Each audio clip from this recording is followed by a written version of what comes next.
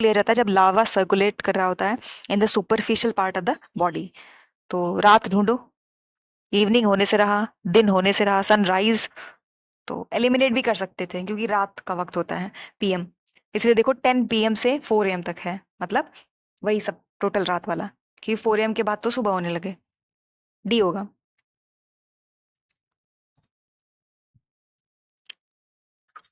ये वेजिटेशन का नाम है, chaparral बोल सकते हैं, जैसे प्रोनाउंस आप कर सकते हो। Occurs in one of the areas Africa, Siberia, Canada, Mediterranean. तो ज्योग्राफी और इकोलॉजी, पहले आपको बताया है कि दोनों ही एक दूसरे से काफी मिलते जुलते हैं। ये ज्योग्राफी का क्वेश्चन है लेकिन इकोलॉजी का भी क्वेश्चन है। यहाँ पे मेडिटेरेनियन श्रबलैंड होता है, इसका जो नेटिव नेम है वो होता है chaparral बायोम। और ये पाया जाता है जैसे कि मेडिटेरेनियन सी के आसपास, चिले, कैलिफोर्निया, ऑस्ट्रेलिया, साउथ अफ्रीका, इन सब रीजन में भी देखने मिलता है। तो यहाँ पे जो सबसे ज्यादा अप्रोप्रिएट होगा वो ये है, Mediterranean. Next, lac insect feeds on which of the host plant. तो lac insect feed on the major host plant, Butea monosperma. सही है। इन सब के, ये तो पहला सही है, मान लो पहला सही है। और ये जो इतने सारे नाम दिया है, इन सब का कॉमन नेम देख लो। जैसे ब्यूटिया मोनोस्पर्मा है तो ये होता है पालस, या पलस बोल लो ये। और जीजीफस, ये क्या होगा? ये होता है घॉन्ट। काफी बंगाली फ्लेवर है तो एक होता है, हम्म, ठीक, ठीक ठीक, पहला सही है। एक होता है कुसुम, पूछा था एक बार, इसका साइंटिफिक नाम बता दो, तो वो होगा, लिख लेना, स्क्लिकेरा ओलियोसा। एक होता है बेर, बेर हम लोग तो खाते हैं ना यहाँ पे, तो इसका नाम होता है जीजीफस मॉरिटियना, साइंटिफिक नाम है। ठीक, यहाँ पे ये सही है, होस्ट प्लांट। इनमें से कौन सा है statement true regarding 3 pairs of the appendages found in the nauplius larva?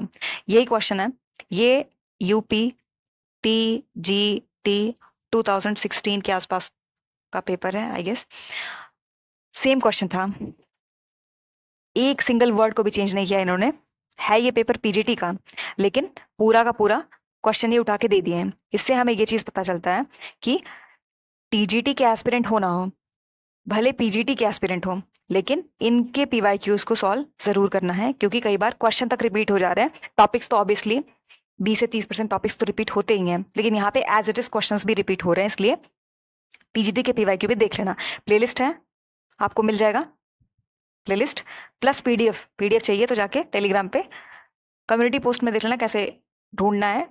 Telegram पे आपको पीडीएफ भी मिल जाएगा, मतलब पहले क्वेश्चन को डाउनलोड कर लेना, उसके बाद क्वेश्चन को ट्राई करना मॉक टेस्ट के तरीके से। अगर सॉल्व हो रहा है तो अच्छी बात है, जो प्रिपरेशन का लेवल है वो काफी ठीक है। नहीं होता है तो वीडियो सोल्यूशंस वहाँ पे आपको मिल जाएगा, नोट्स बना लेना। ठीक, 109। नॉप्लियस लार्वा की बात हो रही है तो larval form of the crustaceans होंगे। फाइलम आर्थ्रोपोडा होता है, सब जानते हैं। 3 पेयर्स ऑफ अपेंडेजेस होता है, एक होता है एंटीन्यूला, एंटीन्यूला। फर्स्ट पेयर अनजॉइंटेड, फर्स्ट पेयर होगा और अनजॉइंटेड होगा। वन लाइनर अपने आप में ही ये क्वेश्चन है। और एक होता है एंटीना, एंटीना सेकंड पेयर होगा, स्विमिंग में हेल्प करता है, बाइरेमस होता है। एंटीना क्या है? सेकंड पेयर है, लिख लेना आप या लिखते रहो। हेल्प इन स्विमिंग, तैरने में हेल्प करता है। बाइरेमस होता है, बाई RAMOUS, बाइरेमस। ये हो गया एंटीना। और एक होता है, 3 पेयर्स ऑफ अपेंडेजेस की बात हो रही है, तीसरा होगा मैंडिबल, मैंडिबल। यहाँ पे ये लास्ट पेयर है, बाइरेमस होता है।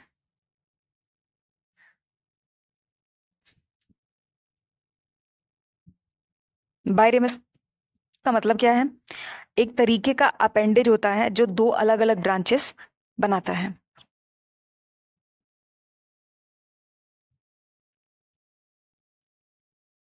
तो यहाँ पे क्वेश्चन को पढ़ते हैं। एंटीन्यूल्स एंड एंटीना आर बाइरेमस, ऐसा नहीं है, ये अनजॉइंटेड है।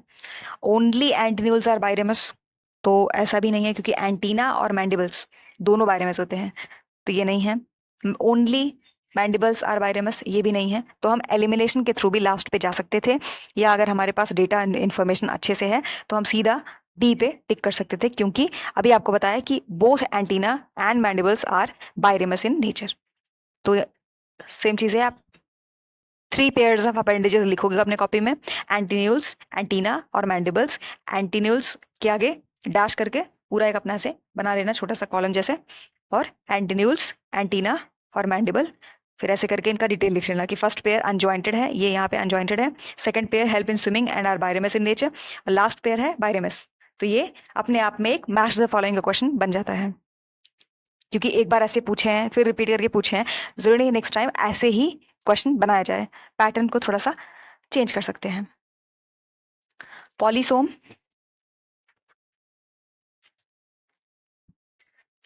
पॉलीसोम कंसिस्ट्स ऑफ, तो इसी में दिया है राइबोसोम होगा, तो एलिमिनेट कर सकते हैं हम। अब देखो, राइबोसोम होगा टीआरएनए या फिर एमआरएनए, तो एमआरएनए होता है।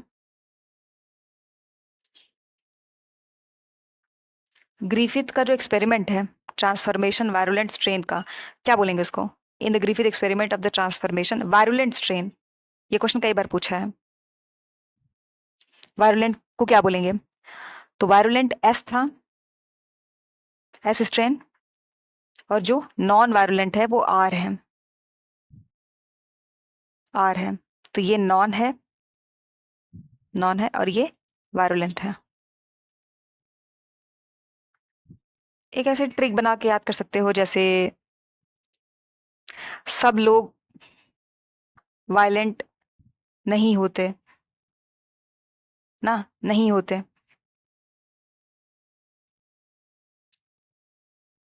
ऐसे सब लोग, एस फॉर सब, सब लोग ये वायलेंट है पर हम वायलेंट बोल रहे हैं जानबूझ के ताकि हमें याद रहे, ट्रिक से मतलब। तो सब लोग वायलेंट होते हैं, तो मतलब ये हो जाएगा जहां कहीं दिखे कि वायलेंट स्ट्रेन ये। और बचा आर, आर का देख लेना, कुछ बना लेना अपने हिसाब से, ठीक। पर यहाँ पे जो क्वेश्चन पूछा है कि वायलेंट स्ट्रेन बता दो, वो एस होगा। और मैच के तरीके से भी पूछ सकते हैं कि लिस्ट 1 लिस्ट 2, वायलेंट, यहाँ पे कुछ स्ट्रेन के नाम दिए होंगे, वायलेंट, नॉन वायलेंट, तो यहाँ पे एस आर। तो वहां पे अगर एग्जाम हॉल में आप बैठे हो कंफ्यूजन क्रिएट हो सकता है, इसलिए कुछ ट्रिक बना लेना। मुझे ये ठीक लगा, आप अपने हिसाब से बना सकते हो।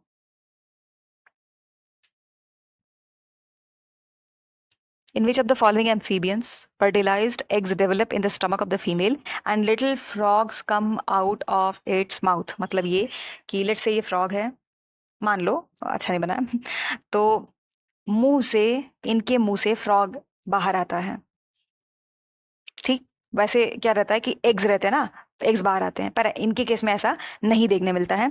ये एक यूनिक केस देखने मिला था, इसलिए इसको अलग से रिकॉर्ड करके रख दिया गया है। तो रियो बट्रैकस दिया है यहाँ पे, ये है रियो बट्रैकस, ये क्वींसलैंड, क्वींसलैंड ऑस्ट्रेलिया, ऑस्ट्रेलिया में मिला था। या फिर इसका दूसरा नाम भी है, मान लो नेक्स्ट टाइम क्वेश्चन बनाते हैं कि विच of the following is gastric brooding frog और प्लेटिपस फ्रॉग, तो यही सही होगा, लिख लेना कॉपी में, गैस्ट्रिक ब्रूडिंग फ्रॉग, फ्रॉग ये इसका एक नाम है, या फिर एक और है वो है प्लेटिपस, प्लेटिपस फ्रॉग, वो यही है रियो बट्रैकस। फीमेल स्वेलो करते हैं spawn, don't leave in the water, ताकि वो डेवलप हो पाए। तो मतलब वही है कि जो स्पॉन रहता है ना, उसको वो फीमेल्स स्वेलो कर जाती हैं, जिसकी वजह से ये डेवलपमेंट देखने मिलता है। एग्स डेवलपमेंट स्टमक के अंदर होता है फीमेल के, लेकिन जो लिटिल फ्रॉग्स हैं वो मुंह से बाहर आते हैं। तो ये अजीब सा है, पर ठीक है, बायोलॉजी है तो कुछ भी हो सकता है। ये रियोबैट्रैकस, याद रखना, जो भी नाम बताया दोनों, नेक्स्ट टाइम वहां से पूछ सकते हैं। Horseshoe shaped ovule is campylotropous, hemi anatropous, amphitropous, circinotropous. यहाँ पे हॉर्स शू शेप्ड एम्फी होता है, एम्फी। और एक होता है कि बेंट, बेंट शेप का रहता है, तो वो है कैम्पाइलोट्रोपस। आप कॉपी में इन सबको लिख के एक साइड लिस्ट 1 लिस्ट 2 करके नोट कर सकते हो कि जो कंपाइलो है ये होगा बेंट। और एक होता है हेमी, हाँ तो हेमी जो है ये क्या है, ये होगा right angled shape, right angle shape कई बार पूछा गया है। मैच द फॉलोइंग के तरीके से ये वाला क्वेश्चन बहुत ज्यादा आते हैं, तो उसी के तरीके से कॉपी में नोट भी बनाना ताकि रिवाइज करने में आसानी हो। सर्सिनोट्रोपस, यहाँ पे क्या है, फ्यूनिकल जो है क्रिएट करता है एक पूरा सर्कल के तरीके से around the ovule with the micropyle. Circino का मतलब ही लग रहा है कुछ सर्कल से रिलेटेड होगा, तो ये ओयूल एक टॉपिक है, इन डेप्थ जाके पढ़ लेना, नोट्स बना लेना।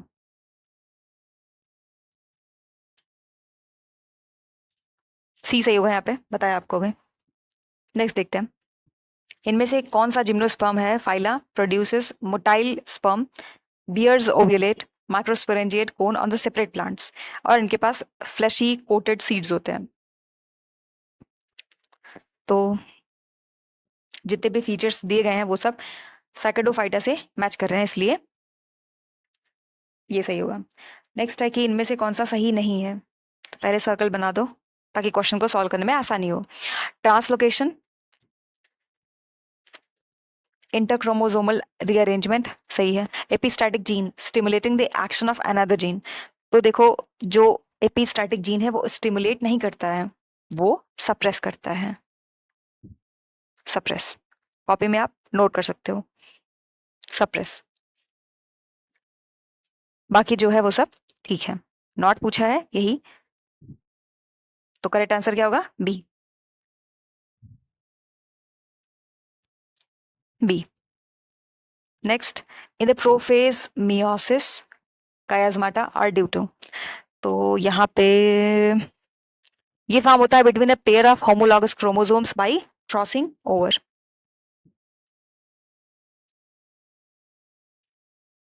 एपोकार्पस कंडीशन ऑकर्स इन, तो जब मोर देन वन कार्पल, एक से ज्यादा अगर कार्पल प्रेजेंट होते हैं, मे बी फ्री होते हैं, तो बोल सकते हैं, एग्जांपल होगा लोटस और रोज, वो होता है एपोकार्पस।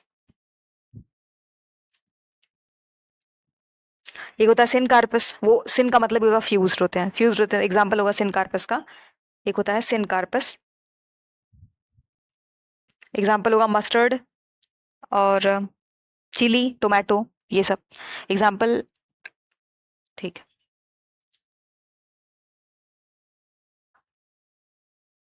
यहाँ पे सही कौन सा है एपोकार्पस कंडीशन का एग्जांपल, तो यहाँ पे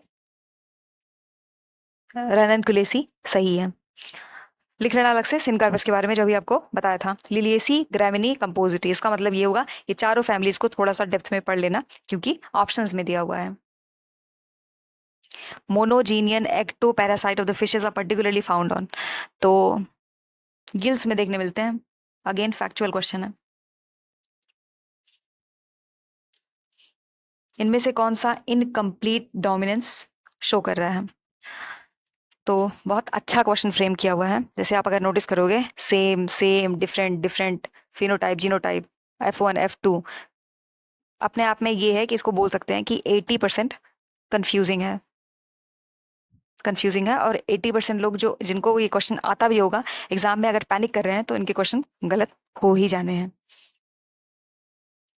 देखते हैं, तो इनकम्प्लीट में क्या होगा कि एक होता है इनकम्प्लीट डोमिनेंस का एग्जांपल समझो, पिंक कलर स्नैपड्रैगन, ये हम सब बहुत पहले से एनसीईआरटी वगैरह में पढ़ते आ रहे हैं, ठीक। Phenotype ratio, phenotypic ratio F2, यहाँ पे होगा, इनकम्प्लीट की बात हो रही है, 3:1।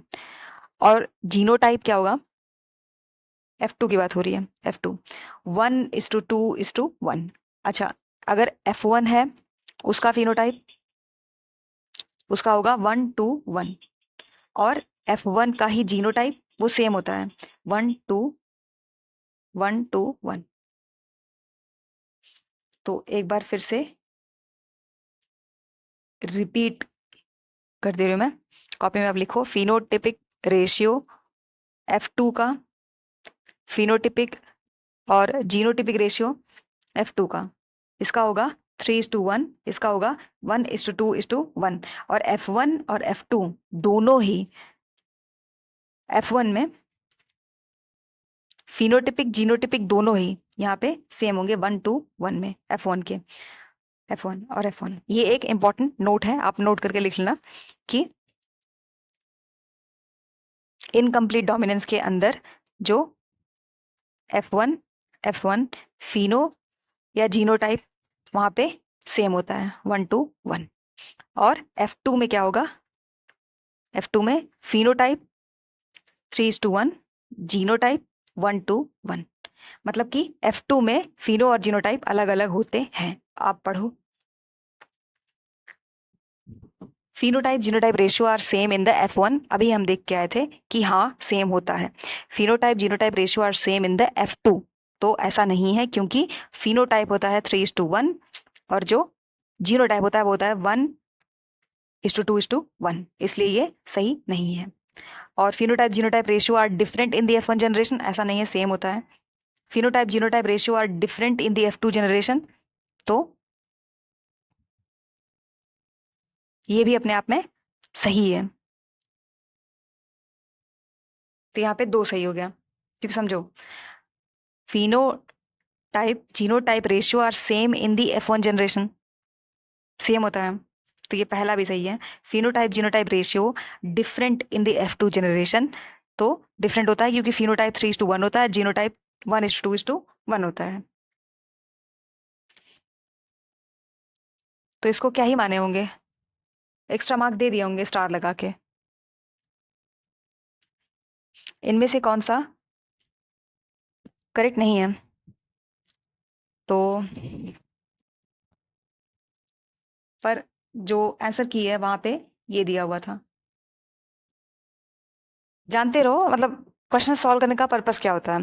पर्पस ये होता है कि जब हम कोई क्वेश्चन को देखते हैं उसको सॉल्व कैसे करना है, इन डेप्थ एक्सप्लेनेशन कैसे देखनी है, समझना कैसे सब कुछ, कॉन्सेप्ट क्या था ना, फैक्चुअल डेटा क्या है इसमें, ये सारी चीजें अगर हम जान रहे होते हैं तो एक दो क्वेश्चन अगर वो खुद ही ऐसे बना के दे रहे हैं, खुद ही उलझे हुए हैं, तो उसमें हम कुछ नहीं कर सकते हैं ना। अब जैसे यहाँ पे सेम चीज़ है, जो नेशनल पार्क और वाइल्ड लाइफ सेंचुरी वाला क्वेश्चन था, ऐसे कम से कम 10 क्वेश्चन आपको यूपी में आराम से मिल जाएंगे कि जैसे लगता है कि मतलब पूरा जो डिपार्टमेंट है सब सोच होके फिर बनाते हैं पेपर। क्योंकि सेम चीज़ है, अगर आप वेबसाइट पे भी जाते हो ना तो आपको भी नोटिस करना, जैसे मान लो यूपीएससी का कोई एग्जाम है, वहां पे आप जाओगे सीधा टाइप करते हो कि मुझे ये पेपर चाहिए, आपको तुरंत डाउनलोड करके आपको मिल जाएगा, आंसर की मिल जाएगा, और बहुत ही स्मूथ वे में उनका पूरा जो वेबसाइट चलता है बहुत अच्छे से सब कुछ ऑर्गेनाइज्ड है। यहाँ पे आप जाते हो ना तो वहाँ पे एक बार दिखाएगा एरर है, एक बार दिखाएगा है ही नहीं।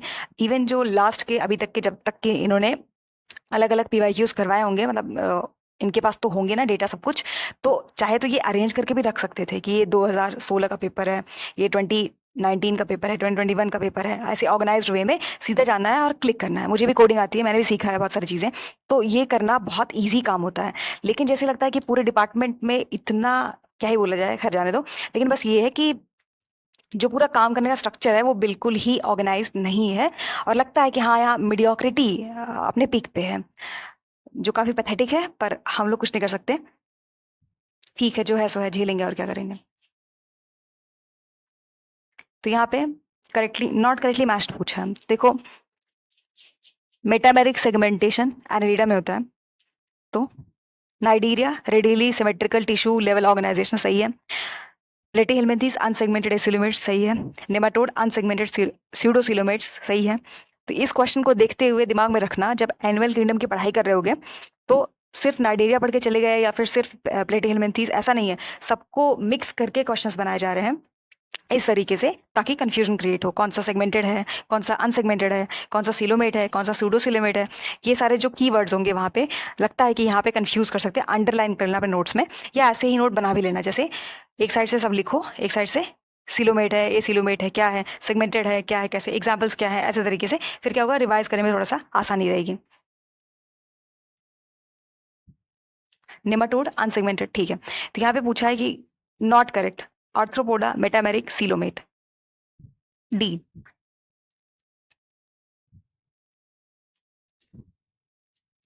Source of the dryopteris is, यहाँ पे ड्रायोप्टेरिस या फिर also called as wood fern, लिख लेना, कई बार नाम भी बहुत पूछता है। तो किडनी शेप का होता है, शील्ड लाइक इंड्यूसियम यहाँ पे पाया जाता है, इंड्यूसियम देखने मिलता है, इंड्यूसियम शील्ड के जैसा। मिक्स्ड सोरस इसी का एग्जाम्पल है।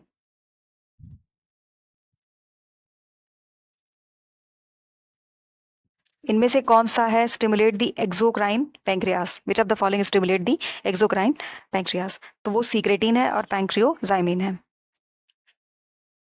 फैक्चुअल डेटा है। इनमें से कौन सा एल्गा है having the chlorophyll a floridean starch as the storage product and lacking the flagellate cells belong to which class? तो अगेन एल्गी और उनके रिजर्व फूड, वहां से क्वेश्चंस कई बार 1 से 2 आते हैं, कई बार 2 से 4 तक चले आते हैं, इसलिए ये टॉपिक काफी इंपॉर्टेंट है। एल्गी देखते हैं, floridean starch found in the red algae, Rhodophyceae.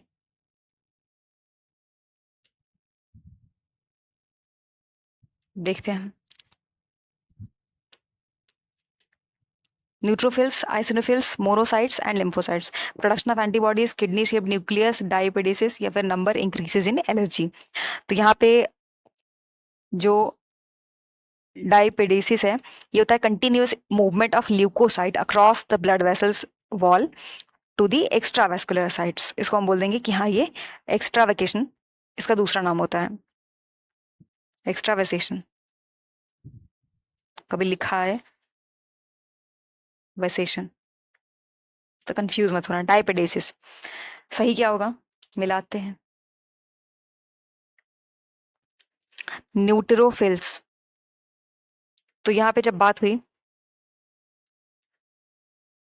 Neutrophils, diapedesis, eosinophils, number increase in allergy, monocytes, ये तो मंकी करके याद कर सकते हैं, मंकी MONKI मंकी, और लिम्फोसाइट्स प्रोडक्शन ऑफ एंटीबॉडीज। तो अगर सिर्फ लिम्फोसाइट भी पता है कि प्रोडक्शन ऑफ एंटीबॉडीज या सी का हम देखते हैं तो यहाँ पे सी का 2 होगा, तो ऐसे हम एलिमिनेट कर सकते थे कि ये तो होने से रहा। अब फिर जो लिम्फोसाइट है उसका 1 होगा, मतलब डी का 1 होगा, तो यहाँ पे 1 ही दिया है। तो मतलब कई तरीके होते हैं क्वेश्चन को सॉल्व करने के, एलिमिनेशन से भी हम डी तक पहुंच सकते हैं। In a dihybrid test cross, if the parental type exceed the recombination types among the resultant progeny, किसकी वजह से ऐसा होता है? तो लिंकेज डाइहाइब्रिड टेस्ट क्रॉस में होता है अगर पेरेंटल टाइप जो है वो एक्सीड कर रहे हैं रिकॉम्बिनेंट के।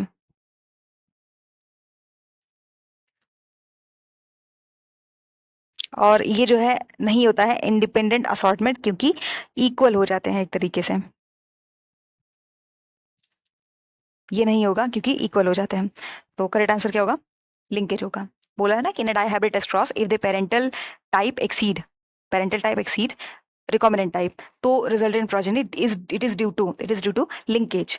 लेकिन अगर ये बोलता कि P इक्वल्स R, तब क्या होगा, मतलब जो पेरेंटल टाइप है वो रिकॉम्बिनेंट टाइप के लगभग लगभग बराबर ही है, फिर क्या होगा, तो वो होगा इंडिपेंडेंट असॉर्टमेंट। ये भी अपने आप में एक क्वेश्चन है। सो हमने यूपी PGT 2021 के क्वेश्चन को सॉल्व कर लिया है।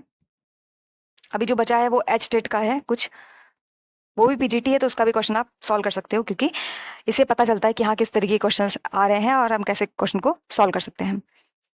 और नेक्स्ट रहेगा GIC 2021, ठीक, सॉल्व कर लिया, बस अपलोड करना बाकी है।